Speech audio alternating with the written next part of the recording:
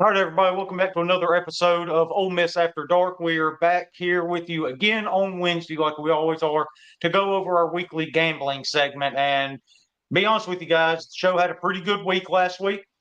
We're going to dive into all of that here in just a minute, as well as what we're looking at for week 5, and then go around the SEC, look at lines around the conference, see what everybody's looking at this week. So we'll dive into all of that here in just a little bit. Before we get started, though, let me tell you about the absolute best gambling handicapping app out there, Rhythm. They do an incredible job. You're able to make your own models. You can copy other people's models, look at a leaderboard, see who's leading as far as totals, spreads, money lines, stuff like that. Return on investment, win percentage. And then if you like that, you can just copy that, or you can have their AI build models for you. So y'all need to go check them out. I've been using it all year, have had a lot of success so far. So go download that app, RITHMM, at the Apple App Store or Google Play. And when you sign up, you get 7 days free. So you will get an entire week to test out models or other people's models before you decide to commit to an actual subscription. Guys, how are we doing today? Everybody had pretty decent weeks last week, so kind of excited for this show and to get back into it for week 5. Yeah, doing pretty good here. Good weekend of football. I definitely was wrong on a few plays, but I was happy with some of the games that turned out my way. Yeah. Yeah. How about you, Hitch? Yeah, same. I probably had the most productive weekend so far. Okay. I'm sure it'll all come crashing down here in the next 24 hours. But no. I hope that you guys continue to do excellent, though. I really do. Thank you. I appreciate that, man. That's really nice of you. Well, just looking back at last week, I ended up leading the pack, going 3-1 plus 4.2 units, thanks to the mighty Dukes of James Madison pulling up a huge upset in Chapel Hill in North Carolina, putting up 70 on the Tar Heels there. So that was a big week for me. Real fun fact, that's the first time Dids has ever had a plus week on this show. So congratulations, Dids. Yes, it absolutely is. So we're really momentum going though. I was shit talking. I really didn't know that. Oh no, it's not the first time. I do think, okay. As a matter of fact, I'm going to look real quick. I think it is the first time this year. Yep, negative 0.23 week 1, negative 0.1 week 2, a disastrous week 3, but coming back strong on week 4 here. I'm going to do. I'm going to see if I can do like a pop-up video type thing for TikTok on this, and then when you say that, I'm positive for this week, I'm just going to do a pop-up from pop-up video that's like, fun fact, this is the first time Dids has ever been positive. Yeah. We'll see how far it goes. Yeah, that's good stuff, man. Old school VH1. You can't go wrong with that. Hitch, you went 2-2, negative 0.1 units on the week. Look, credit to you for calling that Michigan money line. I thought you were crazy adding that into your parlay. I know. That was actually the one that didn't kill you, surprisingly enough. Yeah, I know. Yeah, I don't know. Toledo was covering, looking good up until there was a weather delay there in the second half, and I don't think they even came back out of the locker room. It didn't feel like, because it was downhill from there. But yeah, I mean, we'll take the week. We're happy. Yeah, and you ended up going 2-1 on your straight up plays as well too. So if you just want to follow those, I actually went back and looked. I think it was last Sunday I started adding it up. We're all above 500 on our straight plays so far this year. It's the plus money plays that end up getting us. But yeah, also I don't know. Thing to do, though. It wasn't my plus money play, but I know that we talked about it. We called the Navy money line as well. Mm-hmm. Yep. Yeah. You had them plus 9.5. That should have been your money line play for sure. Probably so. Yeah. Chad goes 2-2 for plus 0.4 units on the week. Let's see. You go 2-1 again with your straight up plays. Everybody went 2-1 straight up last week, so we were all above 500 there. Looking at the overall standings here, my 3-1 week brings me to 8-8 overall, and sitting atop the leaderboard all of a sudden with plus 1.67 units. Hitch is 7-9 plus a half a unit. and Chad is 8-8 plus 1 unit overall. So everybody's in the green now all of a sudden here in week 4, starting to get a little bit of data, starting to get moving in the right direction, it feels like. Having all these data points is really helping me, at least with the numbers that I'm running. I'm starting to get a little bit more confident in what I'm seeing. Now, this time next week, I'll be like, this thing's a piece of shit, and I'm not going to use it anymore. Yeah. But for right now, we're positive. Yeah. Well, at that point, you just get back in the lab, start grinding away a little bit, tweaking here and there. You're going to find something that works. You didn't get the name placer of bets for no reason. That's a good point. That's fair. That's fair. Good call on that James Madison game, Dids. Man, that thing was drunk as hell. That game was out of control. It's one of the more fun games I've ever watched. Yeah. And I actually have a much bigger plus money play of this week. So I'm trying to ride that momentum into an even bigger hit on the money line. But I do feel good about it, though. But we will be getting into all of that here in just a little bit. So with that being said, let's go ahead and dive into our week 5 bets. For people who are just tuning in, what we do, we pick 3 games against the spread. And then our 4th game, unless you're Chad and don't feel good about anything, is a plus money play, either a money line, teaser, parlay, whatever it may be, as long as it's plus money. Again, unless you're the placer of bets, don't like anything, then for some reason you just go with like Southern Miss plus 11.5 or whatever it was that week. You could have. It did not cover. You could have at least found a better bet than that than going with the Golden Eagles, but that's what you did. So ain't no going back now. That is on the internet forever, Chad. I'm going to start this thing off. Kind of my MO this season so far is road teams. They've been undervalued, it seems, so far this year. I tried going away from it in, I think it was week 3 when I had such a bad week. Went back to it again last week, had obviously a positive week then. So I'm going back to it again this week. It's usually road underdogs. I'm going to take a road favorite this time. And y'all know me, I love the weekday games, right? So I'm starting this sucker off once again on Thursday. The Army Black Knights. It's actually come down since I've bet it. I got it at 13.5. Last I looked before we hopped on, it was down to 13 already. Army is going to run all over Temple. They are one of the worst teams in the country, one of the worst running defenses in the country, which is really going to kill them in this game. I got Army at, like I said, minus 13.5. Temple is allowing 221 yards a game on the ground so far this year. And against Navy, which is somewhat comparable to Army. Army's a better team than Navy. Obviously, the triple option is still a big part of both of those offenses. They gave up 297 yards in a 38-11 defeat against Navy earlier this year. And Temple likes to try to throw it around a good bit, mainly because they're down so early. They have to try to play catch up. They throw it 30 times a game, have thrown 5 interceptions so far in 4 games this year. The Army defense, on the flip side, is only allowing 186 passing yards a game. So Temple's really going to struggle to move the ball. Army also has 5 interceptions going into this game in 4 games so far this year. So a really good pass defense matches up well there. And, of course, Army runs the hell out of the ball, averaging 356 yards on the ground per game. I think the Black Knights win big on Thursday night. Can't wait for this thing to get kicked off tomorrow night. So I took Army minus 13.5, but now you can go get it at an even better number now. Yeah, this is a ticket that I also have. I'm on Army. They're not one of my plays, but I like Army. I faded Temple twice already in this show, right? First 2 weeks. Yeah. I like Army as well. Temple, I've said it before, they stink.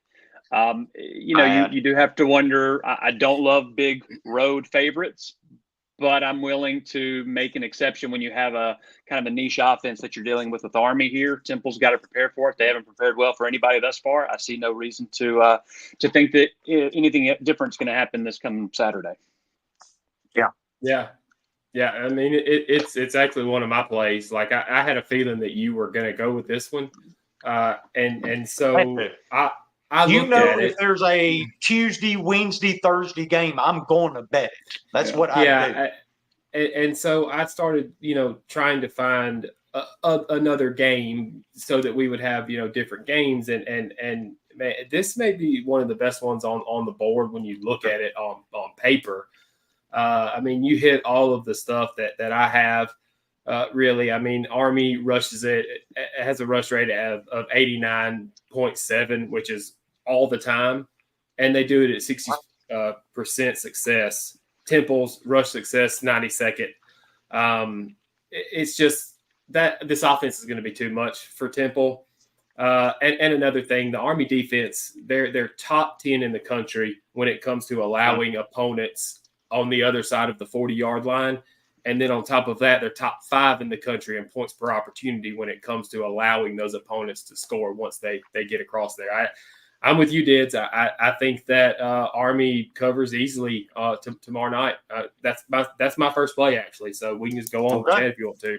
Oh, and I did get him at 13, by the way. I got him at 13. Okay, so yeah, you got a better number, but I don't think it's going to matter. 13 and a half. I think this is an absolute blowout. Really, really bad matchup for Temple, which most teams will be a bad matchup, whoever they end up going up against. But this one in particular is really going to be challenging for the Temple Owls. So, all right, Chad, since that's hitches as well, we'll go ahead and just move on to you, and we'll keep this thing rolling. Yeah, so I'm looking at North Texas -6.5 at home against Tulsa. Got it 110. This is more just to play against a fade against Tulsa. I get it under a touchdown. You don't know what you're going to get from Tulsa. Usually it's bad. At least it was this year. I was on them earlier this year, and they did not cover against Oklahoma State. They got their ass kicked. It was close. When they kicked off, it was. But yeah, I'm really just North Texas is playing a little bit better. They did lose to Texas Tech a couple weeks ago. Now they beat Wyoming last week.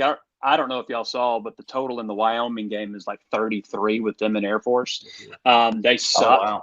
Wyoming's terrible, but I don't think Tulsa's any good. I'm getting under a touchdown in Denton, so I'll take North Texas 6.5.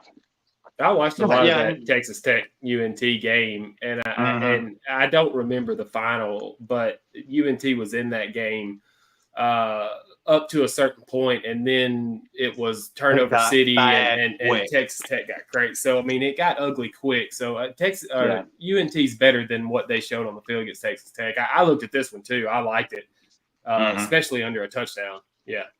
Texas Tech scored 35 points in the second quarter when they played. Yeah. So they scored.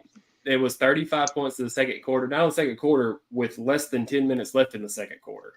Oof. Right. They scored 35 points. It was wild. Yeah, it turned in hurt because that was actually my money line play that week. I took North Texas on the money line, and going into the second quarter, they were right there in the game. It was a one-score game, and I thought, all right, get things going a little bit for the Mean Green, keep this thing close to halftime, have a shot in the second half. And the second quarter went completely off the rails. I do like North Texas, though. I do think they have the ability to be a pretty good team. Just can't let things spiral like that. And like you said, with it being under a touchdown, I do like this play as well because I just think they're going to be too much for Tulsa. So I do like that. That Tulsa pass defense, the Tulsa pass defense is going to get eaten up, I think. North Texas is pretty good, and they are pretty quick when it comes to pace, too. So it could get out of hand for Tulsa quickly. Yeah. All right, I'll move on to my second one here. This is another one I know Hitch is going to like. As a matter of fact, it might be your second pick too, Hitch, because I know how much you love the BYU Cougars. They are going on the road to Baylor. They are +3.5. This is one I can't figure out. BYU has played so much better than Baylor. Now I started digging into the numbers a little bit, and it's a lot more even than I thought on the surface. When you start looking under the hood, Baylor is a very balanced offense. They can throw it some, they can run some. Defense has played well most of the time this year. Some things have gotten away from them, but this Baylor team not being able to put away Colorado last week because they had a chance to go up 10 with just under 2 minutes left or something like that, end up giving up the Hail Mary to go to overtime, losing to overtime to the Buffaloes. I don't think Colorado's any good. BYU has played really good so far this year, though, right? They've beat Kansas State. That was a big one for you, Hitch. That's one you talked about a good bit last week. They just seem to make more plays when it counts. I'm going to trust the Cougars here, especially getting more than a field goal, even though it's on the road. Give me BYU plus 3.5. Yeah, I like Baylor under a field goal. I just like the spot, right? I like to play spots, especially in conference games. It's going to be interesting to see how Baylor comes out of that game against Colorado. They should have won that game. It could definitely be a fold up the tents type situation for them. But yeah, it was just too close for me to get on. But I could see that going either way. So yeah, that's probably going to be a good play, Dids. Yeah, it's the Baylor defense. It's the Baylor defense, right? They're better than what they projected. More on this one later, maybe. Okay. All right. Fair enough. All right, Hitch, what do you got for your second play? Oklahoma State has really struggled to get Ollie Gordon going this year. And I don't think that changes. And it's really weird, right? It's strange. It's weird. I don't think that changes this week against the K-State defense. I'm going to take K-State -5.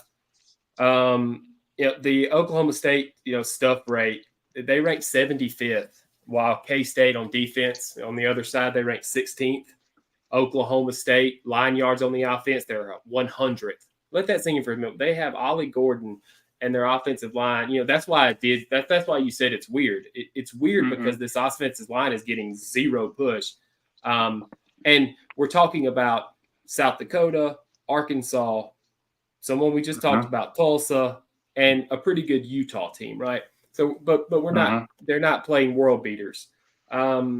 Rush success for Oklahoma State on offense, 121st in the country. Kansas State on defense, they're 34th. And it's almost the same thing on the other side of the ball with the Kansas State offensive line. Like, they're going to control this defensive line, just like the defensive line on the other side. 7th in line yards, 12th in rush PPA, 15th in rush success. But really, what really stuck out to me about the Oklahoma State defense when I was looking at it is the discrepancy between how many times they've allowed opponents to cross into the 40-yard line versus how many points they've given up. So they are 122nd in the country in allowing the opposing offense into their 40-yard line. And they are 6th in the country when it comes to giving up points. Right? Wow. So it's kind of wild. But again, when you look at their opponents, South Dakota, Arkansas, right, Tulsa, and Utah, they struggle to score points. I think Kansas State is not the same level as these guys. This offense, they had a tough time at BYU last week with some turnovers. Young quarterback, I think you shake that off. I think you're at home. I think Oklahoma State, I think these are going different directions. I think Kansas State's going up while Oklahoma State's going down. Kansas State may be a little undervalued because of that game last week with BYU and those turnovers. I don't think that happens again. And I think that they will score when they get inside the 40. So give me Kansas State -5. I like Kansas State. I wish it was closer to a field goal. I can just see this game being tight. I do like the under. Yeah. I think the under is an interesting look on this game. But yeah, I like Kansas State as well. We'll move on to my next one. I'm going to take Maryland +7 at Indiana. It's going to be more. I think that Indiana is overvalued a little bit. They've beaten UCLA, who hasn't done a whole lot. They have put up a lot of points, which is very non-Indiana-esque. I just don't like them laying a touchdown against a potentially explosive offense in Maryland. So I'll take the touchdown with the Terrapins, and I got it at 116, dudes, at 7. Okay. All right.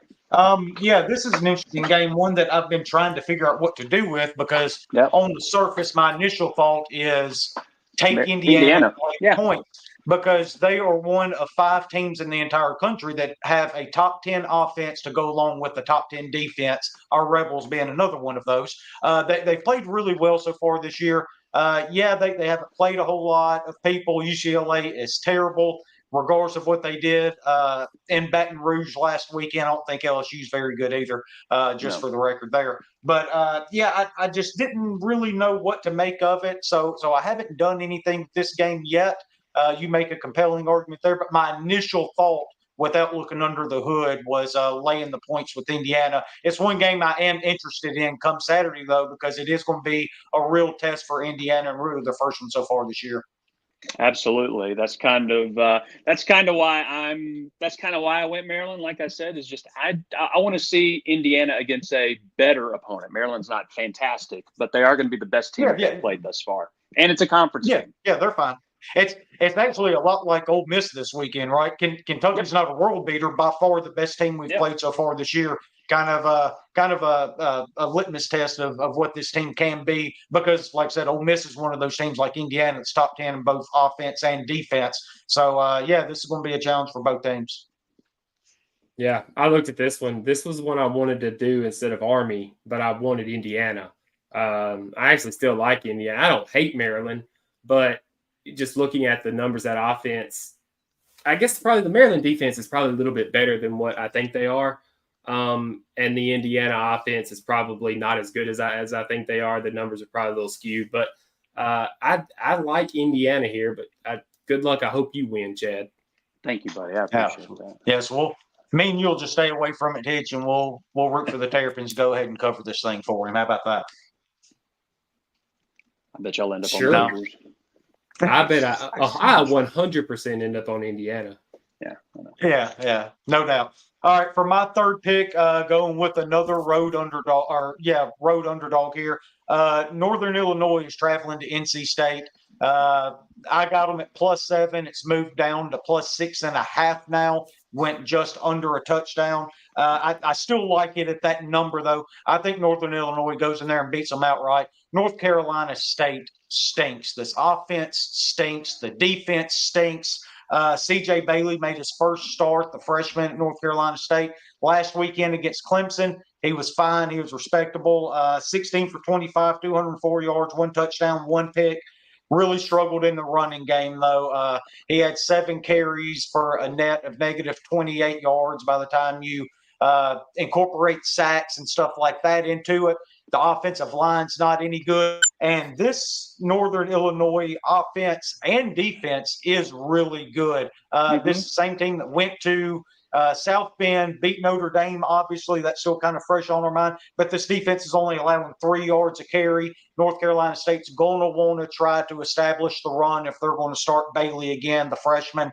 And it's an offense that rushes for 222 yards a game and passes for 262 yards a game. So you're talking, close to 500 yards of total offense per game from this Northern Illinois offense. I just think they're going to outscore them. I don't think North Carolina State's going to be able to keep up with them. This was one of my potential money line plays, but I found a better one that's going to return a lot more value on it.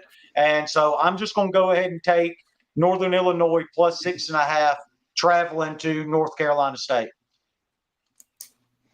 Yeah, I like it at 7. I don't like it under 7 just because that's such a key number. I mean, obviously, if you like the Huskies outright, the number's fine. But yeah, I mean, I definitely don't want North Carolina State, right? Even at 6.5, I don't want them at all. It's a Northern Illinois or nothing for me there, unless it gets down to like a pick 'em or something. Yeah, I didn't look at this one at all.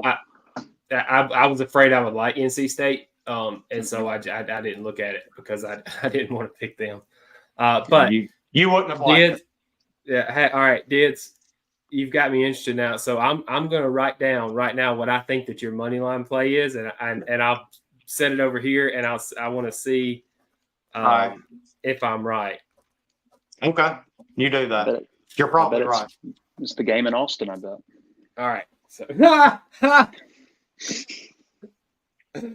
hope so. Okay. Yeah. So leave it to me. I'm always, somebody's got to keep totals going on this show. It's probably going to always be me. And I absolutely love one total this week, but we're going to get to that later as well. It's probably going to always be a late game out in the West because, man, I just love it. Washington State, Boise State, over 63. Washington State's offensive explosion, they're ranked third in the country. Boise State on defense, 123rd. Same thing on the other side. Boise State's offense, fourth, and then Washington State, 87th. It feels like this is just a game where these two offenses match up well with or it's a bad matchup for the defense, I guess I should say.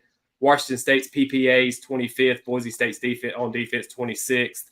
And then on the flip side, Boise State's 13th, Washington State 82nd. Like what Boise State does well on offense, which is run the ball, Washington State, they're not that great at stopping and on the other side as well. Now, the Washington State quarterback has been running absolutely wild on people. I haven't taken notice until last week, but I went back and looked at his stats, and he is playing out of his mind. In week 3, Boise State did give up 76 yards, 5.8 yards of carry, and a touchdown to Portland State's quarterback. All right, so that's just something to keep in mind. Both offenses are top 35 when it comes to points per opportunity, and I think this game's going to look a lot like Week 1 versus Georgia Southern, big play after big play and score after score. So I think over 63, give me that. Boise State wins, but over 63, give it to me. Yeah, I can't really fault anything there. I mean, I'd expect a lot of points. My numbers liked Washington State a little bit in that game, but I couldn't find anything else to pull the trigger on. Yeah, I do not like Boise State to cover this. I think it was 8 the last I saw. Oh, wow. I think Washington State played really well so far this year. Yeah. Mm-hmm. I like Washington State. Yeah. So my last play. What's your third one? My last play, we're going to stay out west. I'm going to take Arizona plus 11.5 at Utah. Oh, okay. I think Arizona is better than they showed at Kansas State. They have one of the best wide receivers in the country. I also think that they're just undervalued here, right? They're Utah's coming off of a tough conference game at Oklahoma State last week. Utah's a tough place to play. Don't get me wrong. I'm not expecting Arizona to necessarily win outright, but if you're giving me over 10, I like that value because I think at least Arizona can score trash touchdowns at the end, right, with the speed that they have. Mm-hmm. Yeah. So I feel like Arizona's got something to play for here. Their offense, once again, is going to be the linchpin of this game. And you got Cam Rising, who's out, right? He's done for Utah. So I know that the guy that they had last week, he played okay. I think still Utah's being overvalued here. I think I think Vegas wants people to jump on Utah because of how well they're playing in Arizona. Getting killed by Kansas State is everybody's last memory. I'll go the opposite. Give me the Wildcats plus 11.5, minus 110. Yeah, I actually like that a lot for all the reasons you said. Arizona can be such an explosive offense. Mm-hmm. 11 points can be a lot of points to cover, especially for a Utah team that doesn't score at a particularly high clip to kind of counteract that. So, yeah, I have no problem with Arizona covering this at plus 11. Again, that thing getting over 10 just seems a little too much for me. Agreed. That was my thinking, too. I like it. Yeah. All right. Well, we're going to get into our plus money plays. Hitch, why don't you just go ahead and show what you wrote down? See if you're right. So, South Alabama. I'm going with the South Alabama Jaguars plus 950 to go into Baton Rouge and beat the LSU Tigers outright. I love this team. The points are way too many. I got them at plus 23. The over is way too low. I think I got it at 65. It's gone up since then. These are two defenses that aren't very good. It's going to be a shootout. And in a situation like that, give me the underdog team that's playing really well, has a stable of backs, and can really throw the ball well, very sneakily. You know, you don't really think of South Alabama being a team that can throw it super well, but Gio Lopez is playing an incredible quarterback right now. 267 pass yards per game, 9 touchdowns, no interceptions, not turning the ball over, right? And then they've got the running backs, Fluff Bothwell averaging just under 10 yards a carry. Former Rebel Kentrell Bullock, he's played in Tiger Stadium before. He's averaging just under 7 yards a carry. They've rushed for 235.5 yards per game as a team, South Alabama has. And this is an LSU defense that's not very good in the secondary. They're not overly athletic back there. They make a lot of mistakes, a lot of busted coverages. South Alabama does a really good job. I've watched them a few times this year already. Really good job getting Gio. He doesn't have the strongest arm, but they get him out in space. They move the pocket. They create a lot of confusion on secondaries and put him in a position to make plays, whether it be running or throwing. This LSU defense giving up 120 rushing yards per game. They gave up 150 to Nichols, 243 to South Carolina. And this South Alabama team is going to line up and try to run it down their throats, set the tone, shorten this game.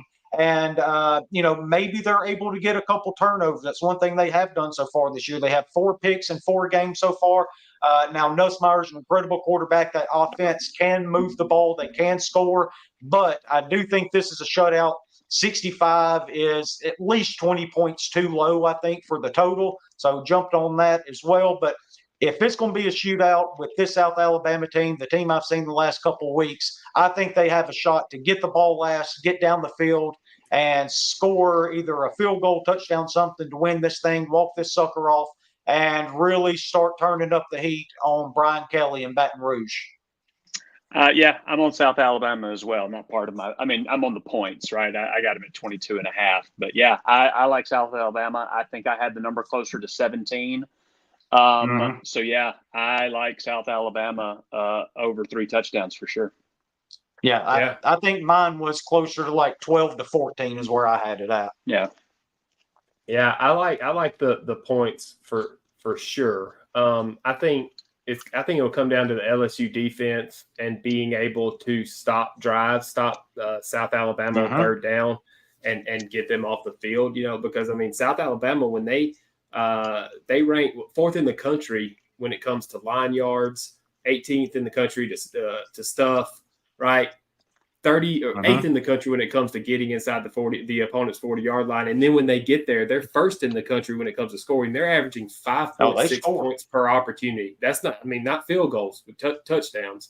So I think that's going to be a challenge, for LSU is can this defense keep up with South Alabama? And I think the same thing on the flip side is, South Alabama, are these defensive backs going to be able to cover the wide receivers? That's going to be the big thing right there. So, and I don't think they are.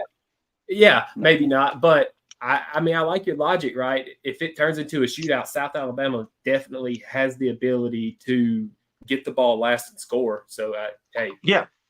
And got that at 950. If you get it at 950 with an opportunity to, if you think the other team could possibly have the chance to go down, score, and win this thing, and then also worth mentioning, Harold Perkins is out. Now, they've been absolute shit at using him the last couple of years. They've taken him out of that pass rusher role, tried to use him more of a stand-up linebacker than a star this year. Hate it for the kid, towards ACL, not going to play again this year. But that is a major piece missing from an LSU defense that has really, really struggled so far this year. So give me the Jags. Big up for that. Going for back-to-back. It's in Baton Rouge. Well, LSU next week. Where's LSU next week? Bye week. I'll pull it up. Oh. Okay. South Carolina has a bye week this week before playing Ole Miss. LSU has a bye week next week before playing Ole Miss. Great scheduling. All right, Hitch, what's your plus money? Give me BYU on the money line. I've been on the money. They've gotten me twice, right? I haven't been on them for the show, but personally, I've been on them twice. I was on them this past weekend against Kansas State, and trust me, that was a wild game too, because those turnovers, they weren't all crazy wild plays, but they also weren't necessarily great plays by the defense either. And so I think you could probably wash those turnovers I've kind of already talked about with the K-State pick. But this BYU defense is good. Right, 22nd in the country when it comes to PPA, 36 when it comes to success. They do not allow explosive plays. Right, I think that's something that Baylor will try to, or Baylor in their previous games has been able to accomplish some explosive plays against some inferior defenses. And I think that. I don't necessarily love the spot of BYU coming off a big win, on the road at Kansas State, and then having to go into another difficult place to play. It's not the hardest place, but Waco is not easy to go into and win. But I just think with anything, the defense travels. BYU's got a good defense, and looking at this. I think they give you the best shot of winning this money line bet. So BYU plus 142. All right. Okay. All right. I love it. I got a 3-team money line parlay. Okay. Plus 804. Plus 804. All right. Fresno State. I like them before all the news with players opting out. I liked Fresno State straight up before all that. Okay. Washington at Rutgers. Mm-hmm. Crimson Tide against Georgia. There we go. You're going to give me Alabama at home with some points, with an offense that has looked really good. Georgia is banged up. That offense has not been as explosive, Clemson game aside, but let's look at their most recent. I'll take Alabama. Give me on the money line. And it's only for a half unit. So I was the first time, I think I saw it this morning, the first time since 2007 that Alabama has been the home underdog. Oh, really? I believe it. Crazy when you think about it. It doesn't sound like when you just say it like that. When you just say it, it doesn't sound that impressive. But then when you think about it, you're like, geez. That's a long time. Few other games I'm on. I like USC against Wisconsin. I think I got them at 15.5. I also like Sam Houston State. And then the other one, I like Ohio State against Sparty. I got them at 23.5. So there's some other games I got bets in on. I like that one the other way around. Actually, I like Sparty at home. It's a lot of points. I think I saw it 24. Yeah, probably the best defense that Ohio State and that quarter Walker or what's his name has seen. I don't know. I don't know that he's going to beat Michigan State with his arm because when I was looking, that Michigan State defense is pretty solid when it comes against the run. But I'm not on this show for a reason, so I don't have that much confidence in it. Understood. That's right. I like Navy. We didn't say anything about Navy much. I like Navy a lot. Yeah. That's another one that I looked at. Well, I like Navy. I like another. We're gonna talk about it. We'll talk about it in a second. Never mind. Yeah. That's why I didn't mention the other one. I really like. We're about to talk about it here in just a second. We're gonna go around the SEC, talk about spreads, which way we would lean. If it didn't make one of our three, it doesn't mean that it's not going to be a bet that we will make personally. So we will start. This will be in chronological order, starting from 11 a.m. all the way down to 6:45 p.m. start times here. First one right out of the gate. Rebels look to move to 5-0, not only overall, but against the spread. Given 17.5 against the Kentucky Wildcats, I do think this is going to be a tough game for the Rebels. I've talked about it ad nauseum with a few shows so far this week, but I'm going to keep taking the Rebels at this point until they don't cover because, quite frankly, it seems like it matters that they do them. Yeah, I agree. I obviously I don't love the hook, but my numbers have it over 20. And Ole Miss will probably be in my account this weekend. Yeah, I'm gonna hold out hope that it'll drop a little bit, but yeah, that's what I'm holding out hope for. That's why I haven't bet it yet. I'm hoping it starts coming down, but may end up biting me by the time Saturday rolls around. Who knows? Hotty toddy. Another game. Hotty toddy. In Arlington, Texas, Texas A&M is a 4-point favorite against Arkansas. I have no idea what to make of this game. So with that being said, I will take the team that's getting points. It's always a super, super close competitive game between these two teams in Arlington. Arkansas is so confusing because there's times where it looks like they figured some things out offensively and other times where they just look completely lost out there. But I'll still take the 4 points with Arkansas if I had to lean one way. Yeah, I don't think that A&M can keep up with Arkansas. Granted, I don't know if Arkansas is going to light up the scoreboard, but I don't know if A&M is capable of scoring consistently, right? So, yeah, I would lean with you. Don't forget, we forgot about Auburn, Oklahoma, by the way. Yeah, I'm going to go with Texas A&M. Give me the Aggies here. I think that change at quarterback, right? And you look at them last week against Bowling Green. Bowling Green is not Bowling Green of years ago. Like they're good. They're good. Yeah, and so because of what you said about Arkansas, if you don't know what you're gonna get, like I give me the home team in that situation. You sure don't know what you're gonna get on the road. So just give me the home team. I'll take that. Like I said, I wish it would drop to maybe 3, but I'll take A&M in the points against an Arkansas team that did God knows what against Auburn for 3 quarters. Well, counterpoint. How would you feel about it if it was at a neutral site? Right, like I don't know. Yeah. Like I don't know. How am I supposed to know that? Did you say it was at a neutral because site? I said it's in Arlington. Yeah. Okay. I take it back then. Yeah. I should have known that. But it's still in Texas. You're right. It is in Texas. Yeah. A few hours away. But yeah, it is in Texas still. All right. And the other 2:30 game, Oklahoma is -2.5 at Auburn this weekend. This is one I don't understand. Okay. I bet it at 1.5 for Oklahoma. I don't think Auburn can score against this Oklahoma defense. This is the total still like 43 or something like that. It's in the low 45 40s at the moment. I'm saying 45. Yeah, see, I just don't see how that gets there either. I don't hate the total, but I don't see where Auburn is going to score enough. Now granted, Oklahoma is starting that freshman again that he put in against Tennessee. He didn't look bad, but obviously going on the road, Jordan-Hare is sold out this weekend. They announced that earlier this week. It is going to be quite an environment for somebody that's never experienced that before. But I'm still going to take the elite defense under a field goal here, I think. Also, just because it's not at Kyle Field, Texas A&M is still the home team. Sure. Oh, well, I mean, yeah, fair, I guess. Yeah. I hadn't seen the scoreboards. I don't know how they got them lined up. That's how it's listed on Bet Online. But I mean, sure. I don't know how you can bet Auburn in this game.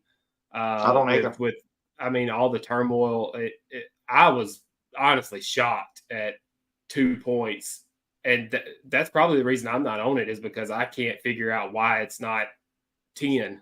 Right? Yeah, I don't know. They're just going to get me. They're going to end up getting me too, right? But I don't know how you can bet Auburn. That makes sense. I think I saw something earlier. I think I saw 93% money is on Oklahoma. Yeah, it's crazy. Yeah. I guess I would be contrarian just because the numbers stink so bad that that some of these games, it's going to happen, right? That some of these games like this are going to be Auburn's going to win by 7 or whatever. So I'll be contrarian. I mean, it's not like it's going on a record or anything. I could see a path with Auburn winning, but it's going to be through defense. They do have a freshman starting in a very tough environment. Probably one of the tougher environments Oklahoma is going to play in the road, like most of these players, because when they play Texas, it's neutral as well. So this is going to be a rabid environment for a freshman quarterback. So I could see a pathway to Auburn winning there. Yeah. They do have to come to the vault here in a few weeks. Yeah. Yeah. I'm sure Hugh Freeze has an excellent game plan. He always does. Yeah. They just don't execute it.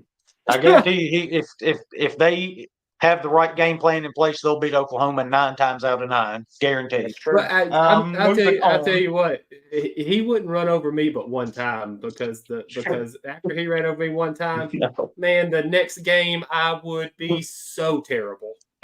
Oh man, Well, I just wouldn't run anything he called. I'd just call my own plays out there. I mean, what's he going to do, right? All right, next one. This is one of the bigger SEC lines I've seen in quite some time. Texas is at home taking on Mississippi State Bulldogs, 38.5 points. That is an absolute ton of points. Obviously, shaping out for Mississippi State for the year. They're starting the true freshman Van Buren from Maryland, a kid that's supposed to be pretty talented. Saw him just for a little while last weekend when Shapen went out. Do not like the Bulldogs' chances here, and I'm kind of playing this like I am Ole Miss. I'm just going to keep taking Texas to cover until they don't. Yeah, I don't know how you can take Mississippi State. I don't. They don't have their quarterback. They have looked like dog shit up to this point. And you've got Texas's first ever SEC game in Austin. It doesn't matter what quarterback they throw out there. I don't know how unless it was 45 would maybe be my limit, but even then I'm like, I'm gonna hold my nose still. Yeah. And for the record, I do hope it's a Manning out there kicking the shit out of them. I love any time a Manning gets the big shit out of Mississippi State. So that's what I'm pulling for this weekend.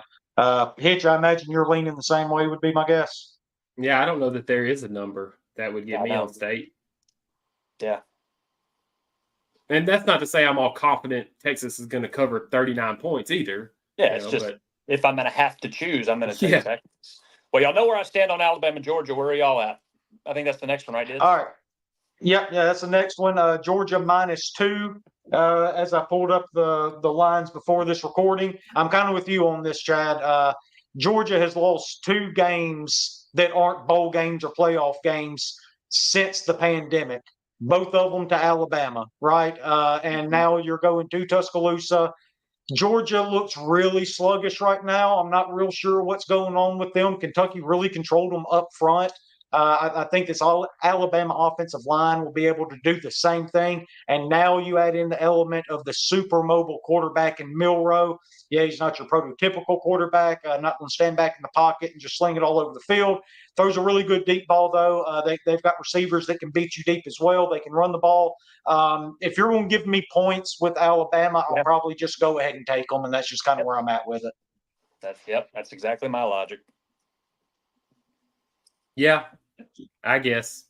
I don't know. I can't argue against it. I tried to sit here and play contrarian and be like, well, like you did a while ago with wasn't much there. I mean, either way. I mean, I could argue it either way. So I mean, I could too. Yeah, it's under a field goal still. It's 2.5. So Georgia is still a completely understandable. If it gets over 3, I don't think. Yeah.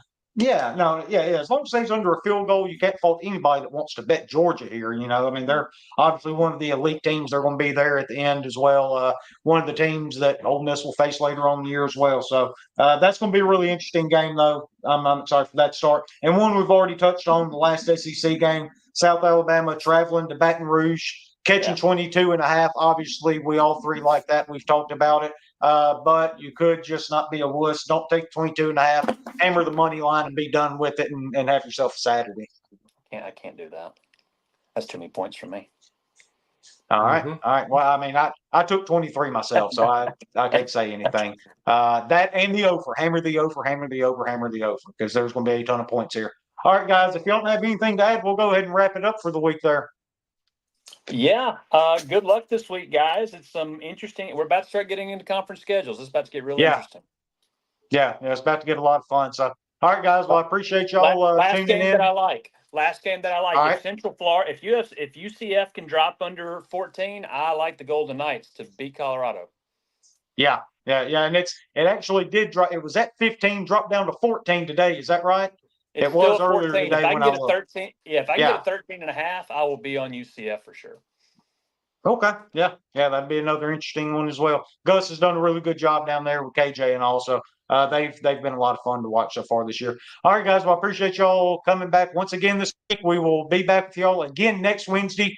Go over everything and see how we did. And good luck to y'all too on y'all's bets. And Vault, tell them good luck. Good luck. See you, boys. All right, guys.